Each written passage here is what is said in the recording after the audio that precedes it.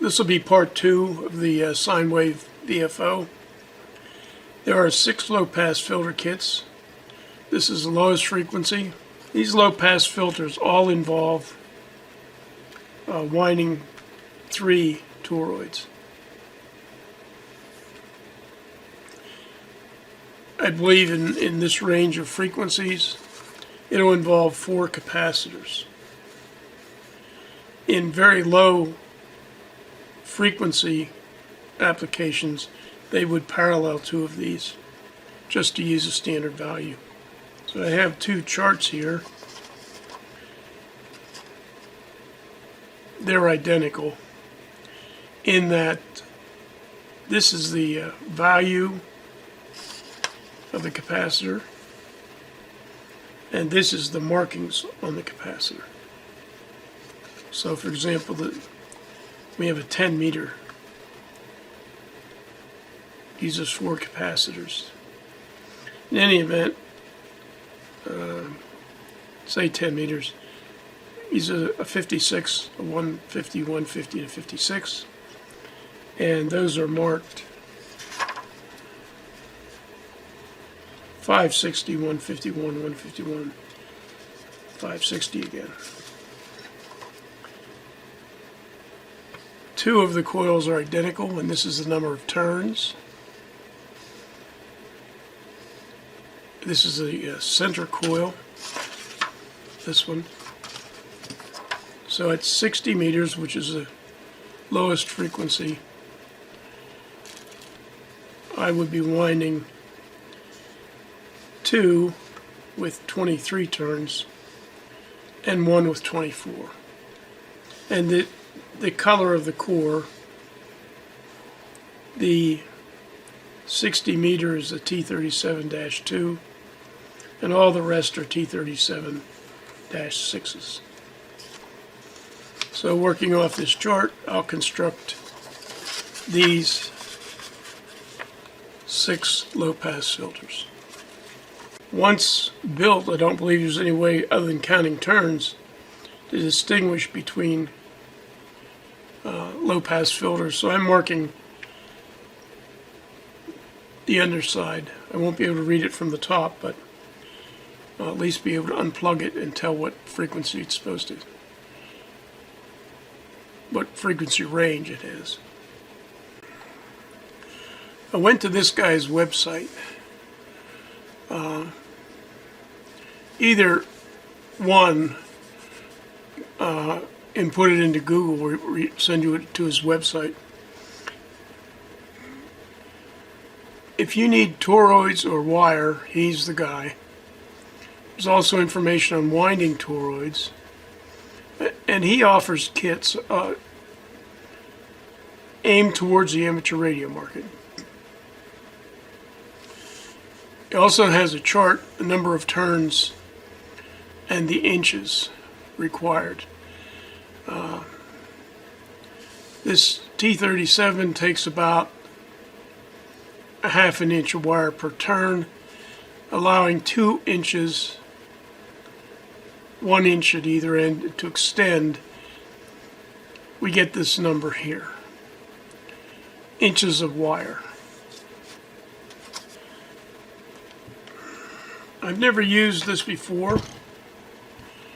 It's a little vise. Well, I have this vise. I've used it before. The vise I'm talking about is this. See how it perches up there and puts a toroid at the top? My fingers are not nimble enough to work a toroid and wind it. This comes in 2 pieces, actually 4 pieces, but 2 of these. 2 of these. These come apart in 2s. They reassemble and they're keyed with pins, so you can only reassemble them one way. And they have little windows cut half and half. You can see I spread them apart there.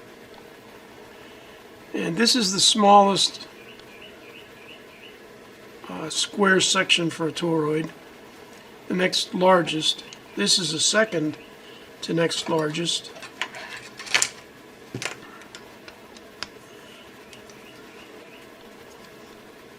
and this is the largest. I'm not sure just what sizes they are. This T37, which fits fairly snug in here, is a little bit loose in here.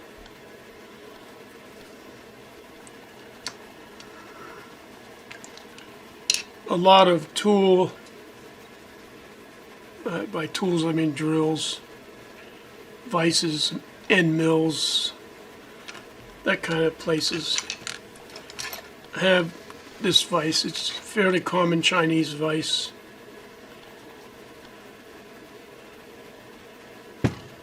They're not that expensive, and they're really useful on a bench or near a bench. They're very portable. So there it goes. It's mounted on there. I'll cut 13.5 inches of wire. I'll put an inch through and clamp it with a paper clamp. Then I'll complete the 23 turns. I should be left with an inch on this side. The board is laid out such that we would use this hole down here and this hole here.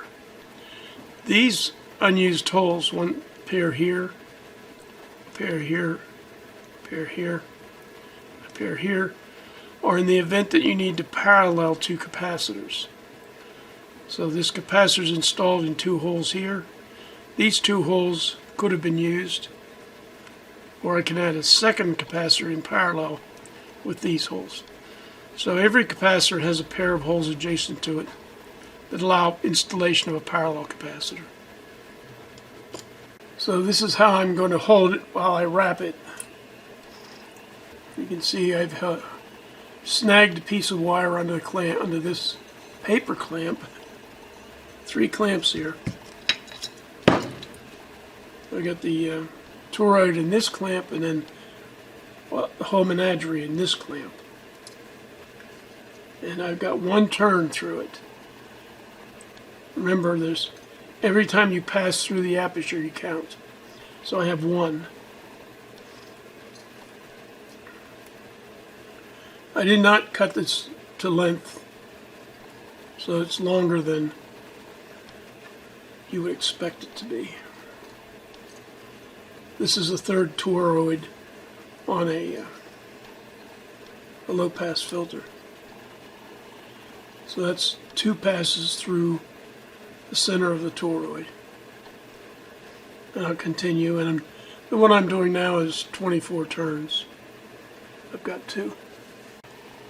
I did download the instruction manual for this. Very importantly, download instruction manuals. I did everything correctly, but I omitted something. There are jumpers here. They're indicated by red. It closes 2 pads. But this is a 3-position jumper. In fact, all the rest are 3-position jumpers. And the red is the suggested jumping. This is nothing, I don't think. I've been bitten by these before. The suggestion is you use wire jumpers, but they're very, like this one would be almost impossible. This one would be impossible to get. It's down below the relays. So what I did was I put headers in and placed caps over the pins. You see, here's an unused header I put in. And you'll notice that all the 4 of these are 3-position with the cap on the upper that is away from me. This one is 3-position with a cap towards me. And that's what's shown here.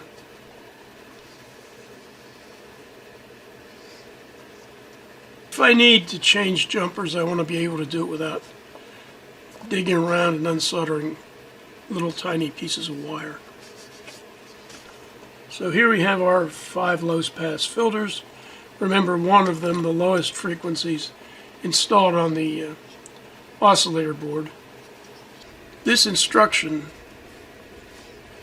for this board is written for the Ultimate 3S, which is a transmitter mechanism. In any event, it cautions us to always install the highest frequency low-pass filter in socket 1. The highest frequency low-pass filter is the 10 meter band. There we go. Then the 15.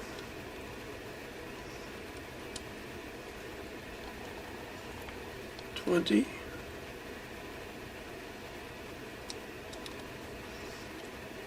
$30. And $40.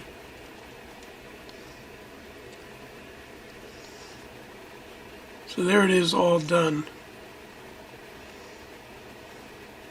Well, it's not all done.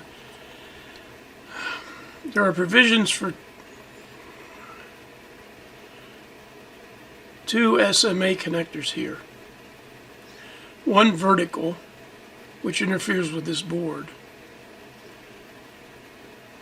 Although I guess you could put it on the bottom maybe, I don't know about that. One here that it would be an end connection. And then there's 2 holes right down here, up and ground. Since this thing's only going to be operated at 30 megahertz, I may just take a piece of coax and with a connector at one end, Bnc, and cut the end off and separate the shield, fasten it here. I may end up with an SMA connector, I'm not sure.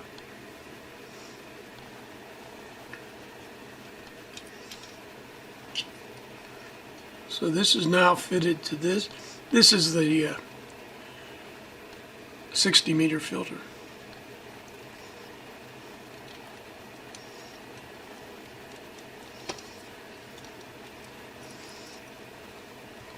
And this is the way it stacks up. I have yet to build the GPS receiver. This is the entire contents of the GPS receiver. The only part we have here is this SMA connector, which would get installed here.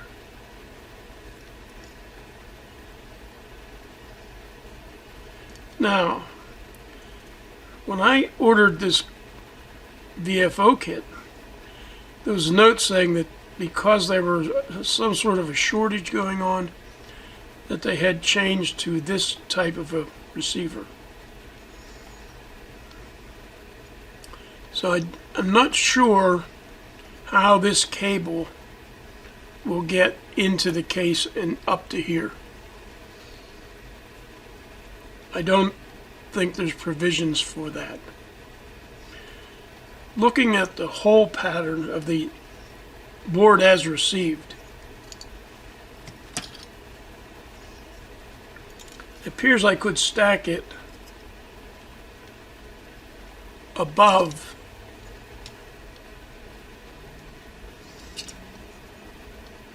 like here. I'd have to get some standoffs, which are not furnished, and I believe it gets powered and sends data to this header. I'm not sure about that, but I believe that's the case. I believe this header would be connected to here. Optionally, you can snap off this board and come up with your own mounting. This is a prototyping area. In the event you want to use this as a GPS module for some other purpose. So I'm going to wrestle up some standoffs, I guess, and then come up with at least one jumper it can be unplugged. So probably I'll solder the wires on here and get a 4-pin header to mate with this existing 4 pins. So I'm trying to get the lay of the land here. We have our Bnc connector that goes probably here.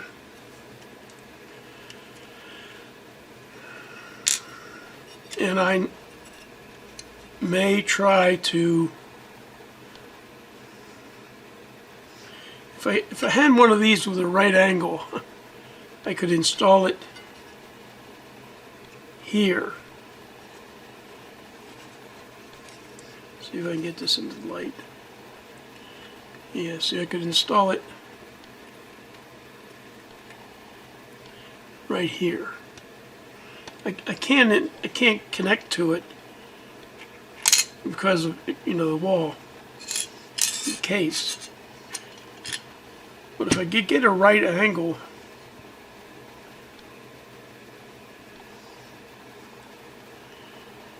and I can't connect to it vertically. So either I'm going to have to revert to my coax idea, because we have a BNC fitting here.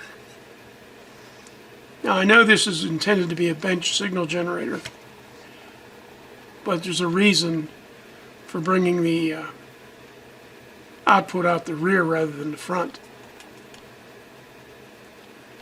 And as far as this hole goes, they provided me with 2 push buttons. And I have a clock kit, or a 10 megahertz reference. I'm looking at it right now. It has a push button installed here. But I can't fit a push button here without drilling the hole out. And this knob on my 10 megahertz reference, which is the exact same thing without the low pass filters, is over here, but it no longer fits over here.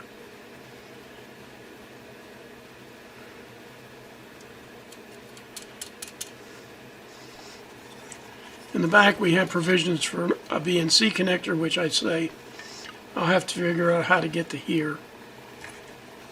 Power, which will come up to the switch, and then I'll have to take this back out because there's a plus and minus 5 volt connector on the on this board. And the original GPS system that was supplied by QRP Labs had a DB9 was fitted here. But this one has the antenna and a SMA connector. As I say, it will go here. So I need a piece of SMA cable, bulkhead by mail, and I need to drill a hole in the back here. I may have that, I may not. If I don't have that, I'll do a part 3 while the slow boat from China arrives with it. This push button also gets wired to a header on the oscillator board. Between this clicker and this, I can program it.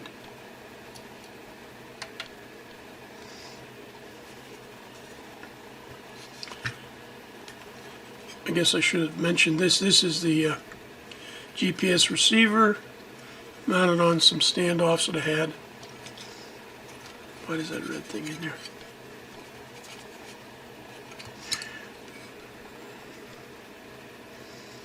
Now I could break this board off the end here, although it's not really hurting anything.